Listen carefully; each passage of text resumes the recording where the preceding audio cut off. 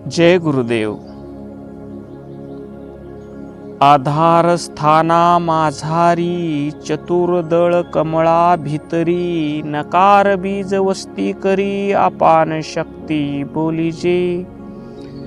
संत शिरोमणी शिवयोगी मन्मथ माऊली आपल्या परमरहस्य या प्रासादिक ग्रंथातील 6व्या अध्यायातून या ओवीतून मूलाधार चक्र, पंचाक्षरी मंत्र आणि प्राणशक्ती यांचा काय संबंध आहे हे सांगत आहेत.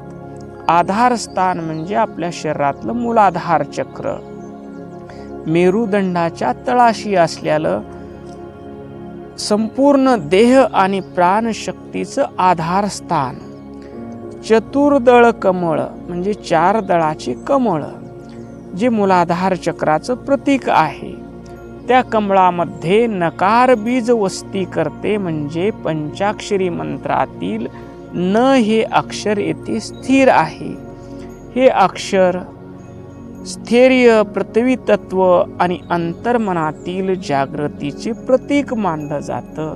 येथे अपान शक्ती म्हणजे शरीरातील खाली प्रवाहित होणारी प्राणशक्ती. साधक मंत्र जप, ध्यान आणि गुरुकृपेने या शक्तीला शुद्ध करून तिचे उन्नयन करतो, असा या ओवीचा सरळ भाव आहे. आता आपण या ओवीचं आध्यात्मिक चिंतन करू.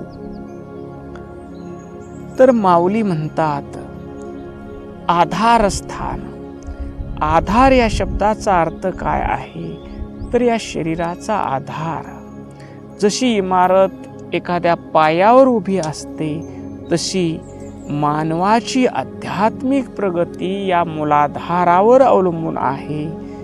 माणसाच्या सर्व वासना, इच्छा या मूलाधारात सुप्त अवस्थेत असतात आणि ते माणसाला अधोगामी खाली नेतात.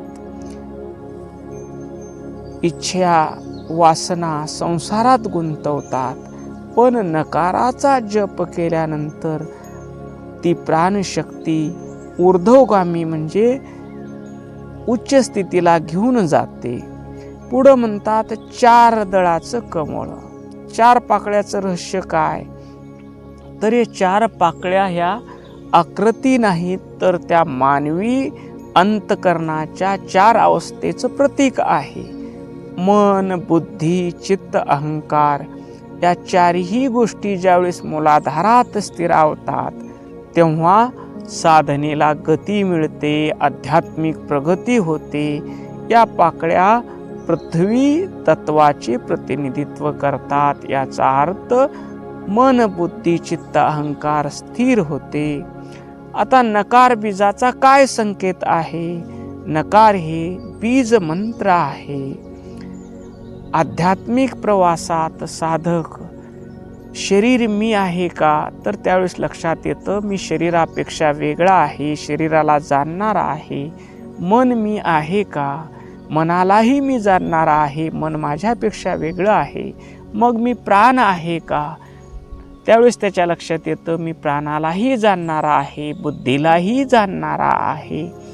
हे नेती मन नाही, बुद्धी नाही, शरीर नाही म्हणत म्हणत प्रपंचातून मन काढून घेतो तेव्हा त्याला जी विरक्ती येते ती या मूलाधार ऊर्जा केंद्रातून येते. बाह्य जगाला, हे विश्वाला मी जाणणारा आहे, या देहाला मी जाणणारा आहे, मनाला मी जाणणारा आहे, या पिंडाला आणि ब्रह्मांडाला प्रकाशित करणारं तत्व चैतन्य मी आहे. ही जाणीव, ही नकार बीज त्याच्या जपानं होते. आता अपान शक्तीविषयी सांगतात. अपान हा वायू नैसर्गिकरित्या शरीरातील टाकाऊ पदार्थ बाहेर टाकण्याचे कार्य करतं. पण माऊली येथे म्हणतात या शक्तीला, जी शक्ती खाली अधोगामी वाटेने जाते, अधोगतीला घेऊन जाते, संसाराच्या किंवा अधोगतीच्या वाटेने खाली खेचते, त्याच शक्तीला हे नकार बीज उलटवून ऊर्ध्वगामी करून मुक्तीचा मार्ग बनवते. म्हणजे विकाराचे रूपांतर विचारात ऊर्जेत करण्याची ही गुरुकिल्ली आहे. या ओवीच्या मागे लपलेला सर्वात मोठा भाव म्हणजे कुंडलिनी शक्ती, ते येथे या मूलाधार चक्रात 3.5 वेटोळे घालून निद्रिस्त असते. नकार बीज आणि आपान शक्ती याच्या संयोगाने जेव्हा या केंद्रात उष्णता निर्माण होते, तेव्हा ही शक्ती जागरूक होते. थोडक्यात या ओवीचा भाव समजून घ्यायचा असेल तर सामान्य माणसासाठी जे केंद्र, जे ऊर्जा केंद्र मूलाधार चक्र शारीरिक क्रियासाठी अर्थात मलमूत्र विसर्जनासाठी वापरले जाते, तेच गुरुकृपेने साधकाला ईश्वराकडे जाण्याचं प्रवेशद्वार होतं.